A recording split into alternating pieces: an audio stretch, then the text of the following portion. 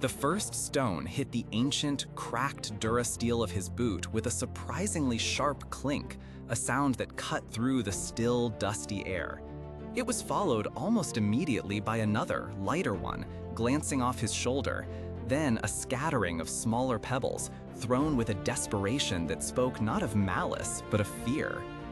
He stood there, a solitary figure cloaked in the muted browns and grays of a traveler, at the edge of what looked less like a village and more like a collection of huddled shelters, weathered and starved.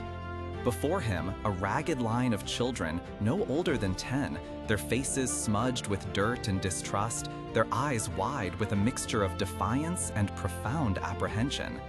Each small hand clutched a rock, ready to launch.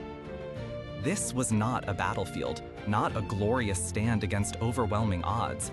This was just a desperate plea, a tiny, furious uprising against an unknown, perceived threat. And the man, a Jedi master named Kyle, knew instantly what this moment truly demanded.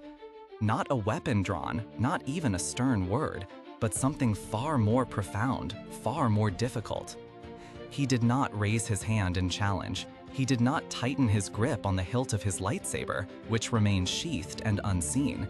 Instead, he simply stood. His gaze, calm and steady, swept over their small, hardened faces, understanding the primal instinct driving their actions, protection of their home, of their kin, from an unfamiliar presence. Another volley came, heavier this time, aimed with more intent. Kyle's senses, finely attuned by decades of unwavering discipline, felt each trajectory, each subtle shift in air current, each faint tremor in the force as the stones hurtled towards him. It would have been effortless to simply evade, to step aside, to make himself an impossible target. But evasion, in this context, would be seen as retreat, as weakness, or worse, as indifference. It would not de-escalate, it would not teach. So he moved, not with grand gestures, but with an economy of motion that was almost imperceptible. As a fist-sized rock spun towards his chest, a flicker, almost a ripple in the air, emanated from him. The stone, instead of striking with brutal force, simply veered. Not violently deflected, not shattered, but gently, softly, it curved a mere inch from its original path, landing harmlessly at his feet with a soft thud. Another came, whistling towards his head. This time, a transparent shimmer, barely visible, a whisper of a force barrier formed directly in its path. The stone struck it, not with an impact, but with the softest of taps, losing all momentum before dropping to the dust, almost as if it had simply run out of energy mid-flight. There was no concussion, no recoil, no shockwave, just a stone falling. The children paused, their small brows furrowed in confusion. They had expected a clang, a grunt of pain, or perhaps a sudden frightening burst of light. They had not expected this, quiet, almost reverent redirection. It was like trying to punch water. Kyle allowed a slow, steady breath to fill his lungs, feeling the hum of the force around him, not as a weapon, but as an extension of his will to protect. He wasn't just deflecting the stones, he was deflecting their fear, their anger, their misunderstanding. He was showing them, without words, that he was not a threat, that his power was not for harm.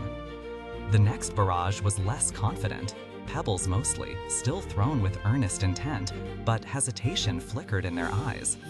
Kyle responded with an almost balletic grace.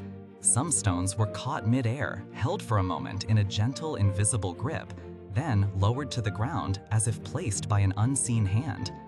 Others were guided around him, forming a soft, arcing shield of harmless trajectories. He built invisible walls of protection, not to cage the children, but to shield himself from their misguided fear, and in doing so, to shield them from the potential consequences of their own actions had he been a less disciplined soul. Imagine the absolute mastery required for such precision, to feel the distinct kinetic energy of each projectile, to assess its mass and velocity, and then, with pinpoint accuracy, to apply just the exact minimal amount of force to alter its course, to absorb its impact without a whisper of recoil. This wasn't about brute strength, it was about the purest essence of the light side, empathy, control, and an unwavering commitment to nonviolence. A young girl, perhaps the boldest among them, threw a large, jagged rock, her face contorted in a silent scream of defiance. Kyle met her gaze. He extended a hand, palm open, and the stone, mere inches from his fingertips, simply stopped. It hovered there, motionless, suspended in midair. He held it for a long, silent moment, the only sound the soft breath of the wind. Then, with an infinitesimal shift of his will, he lowered it to the ground, gently, as if placing a fragile flower. The silence that followed was profound. One by one, the children lowered their arms. Some dropped their stones, the small clicks echoing loudly in the quiet. Their eyes, no longer defiant, now held a mixture of awe and profound confusion. They had seen power, undeniable power, but it had been power wielded with a restraint so absolute, so complete, that it was utterly disarming. Kyle offered no smile, no gesture of triumph. Such a display would be inappropriate. Instead, he simply maintained his calm, open presence. He had allowed them their outburst, he had met their fear with unwavering peace, and he had shown them the true nature of the Force when wielded by a guardian. He was not there to conquer, not to punish, but to protect. And sometimes, protection means absorbing the storm without breaking, reflecting the rage without returning it. This moment, seemingly small and insignificant on a forgotten world, perfectly encapsulated the very heart of the Jedi Code.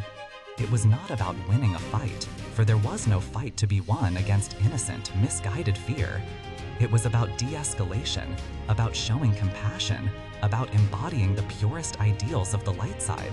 A guardian above all else, his first instinct always to protect, never to harm.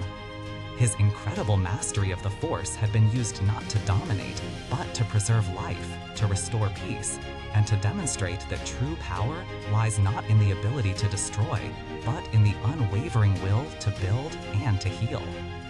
This story serves as a powerful reminder that sometimes the greatest strength lies not in the ability to strike back, but in the profound courage to hold steady, to absorb, and to guide towards peace. It's a lesson that resonates far beyond the stars, finding its truth in countless moments of our own lives. What do you think of Kyle's approach? Have you ever encountered a situation where restraint proved to be the most powerful response? Share your thoughts and stories in the comments below. If you found a moment of reflection in this story, please consider giving us a like and subscribing for more insights into the deeper currents of courage and compassion. Until next time, may your path be guided by understanding.